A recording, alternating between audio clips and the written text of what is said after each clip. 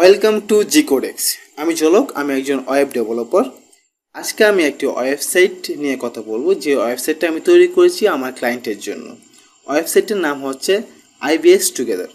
এখানে ইউজাররা তাদের রোগের যেই সমাধান খুঁজে পেয়েছে সেইটা সাবমিট করতে পারবে এজ এ রিভিউ হিসেবে, এবং কোন ওষুধ তাদের বেশি উপকার করেছে সেই ওষুধের উপর রিভিউ দিতে পারবে। কিভাবে তারা আইবিএস থেকে বেঁচে আসলো সেটাও তারা এখানে শেয়ার করতে পারবে, তাদের স্টোরি শেয়ার করতে পারবে। এইরকম একটা ওয়েবসাইট একজন ক্লায়েন্ট আমাকে অর্ডার করেছিল এবং আমি সেই ওয়েবসাইটটা মেক করেছি।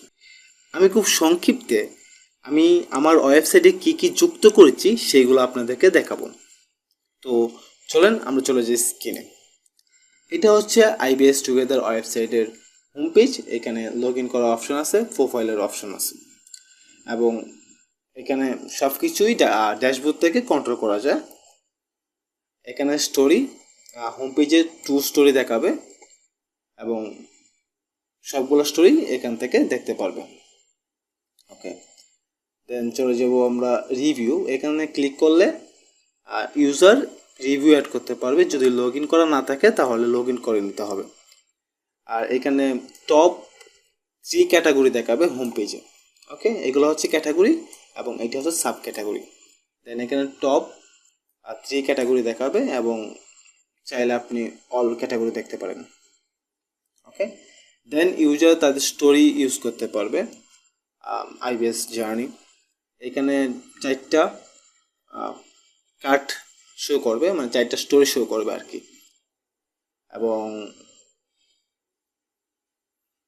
এই পেজটা হচ্ছে যে এটা ডেভেলপ করাইছে আমাকে দিয়ে, মানে যে অর্ডার করছে তার লাইফের এভরিথিং এখানে থাকবে, যা ড্যাশবোর্ড থেকে কন্ট্রোল করা যাবে। এবং এটা হচ্ছে রিভিউ, এখানে সব রিভিউ পাওয়া যাবে এবং এখানে ফিল্টার হিসেবে সে চার্জ করতে পারবে। ঠিক আছে, ফিল্টার দিয়ে সে চার্জ করতে পারবে। ওকে, একটা পাওয়া গেছে এবং ক্লিয়ার করলে সব চলে আসবে। দেন এখানে স্টোরি আছে, স্টোরি থেকেও যে কোনো ইউজার স্টোরি অ্যাড করতে পারবে। ওকে, আমি এখন আপনাদেরকে ড্যাশবোর্ডটা দেখাই। আমি যদি একটু লগ আউট দিই, দেন লগ ইন করি, দেন আমি চলে যাব এখন লগ ইন করে ড্যাশবোর্ড। এটা আমি কিন্তু অ্যাডমিন পাসওয়ার্ড দিয়ে ঢুকলাম। ওকে, এখানে কিন্তু আপনারা দেখতে পারবেন টোটাল ইউজার এটা আপ করেছে না ডাউন করেছে, মানে গত দিনের অপেক্ষায়। এবং এরপর হচ্ছে টোটাল রিভিউ, এটা কি কম বেশি হয়েছে কিনা গত দিনের অপেক্ষায় সেটা দেখাবে এখানে। তারপর হচ্ছে মাই আইবিএস টুগেদার, এটা হচ্ছে ওই লোকের ইনফরমেশন থাকবে। এখানে review, all review category, reject category, আর রিভিউ ক্যাটাগরি অ্যাড করতে পারবে অ্যাডমিন। এখানে এভরিথিং সব করা যাবে। তারপর হচ্ছে স্টোরি, এখানে অল স্টোরি আছে, স্টোরি অ্যাড করা যাবে, পাবলিক করা যাবে, আর রিভিউ করা যাবে। ওকে, এখানে আছে ইউজারের কতগুলো ইউজার আছে, এবং যদি 10টা লিস্ট হয়ে যায় তাহলে পেজ হোল্ডার থাকবে এখানে। আর ভিউ করে দেখতে পারবে সে কয়টা স্টোরি সাবমিট করেছে, সে কয়টা রিভিউ করেছে, সে কয়টা কমেন্ট করেছে, এভরিথিং। দেন আছে মেসেজ, কেউ যদি মেসেজ করে তাহলে এখানে সে শো করবে এবং রিপ্লাই দিতে পারবে। তারপর হচ্ছে সাইট, লোগো, ফ্যাব আইকন, এগুলো চেঞ্জ করতে পারবে। অ্যাডমিন রুল, যে কাউকে অ্যাডমিন দিতে পারবে। এবং সব মোস্ট ইম্পর্টেন্ট হচ্ছে এসইও ওয়েবসাইট। আমি এমনি তো সব পেজে এসইও করে রেখেছি, বাট এখানে আমি একটা বিশেষ করে মানে মেইন যেই পেজগুলো আছে সেই পেজগুলোকে এসইও করার জন্য একটা ব্যবস্থা করে রেখেছি।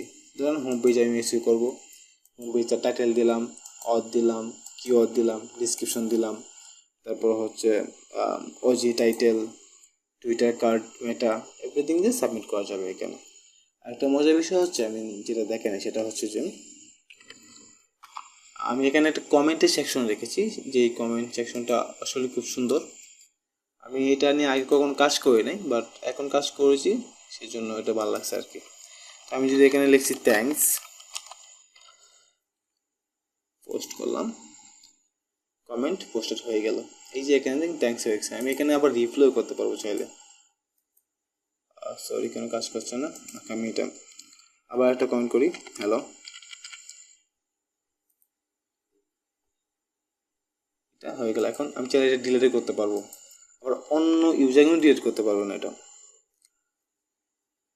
এবং আমি কটা স্টোরি অ্যাড করেছি, আমার প্রোফাইল থাকবে, আমি প্রোফাইলে যদি যাই তাহলে আমার প্রোফাইলে এভরিথিং সব আপডেট করতে পারবো, এভরিথিং সব লিস্ট থাকবে, আমার পোস্ট, আমার রিভিউ, এভরিথিং সবগুলো। তো এটা ছিল আমার একটি ওয়েবসাইট, আশা করি আপনাদের ভালো লাগেছে। ধন্যবাদ।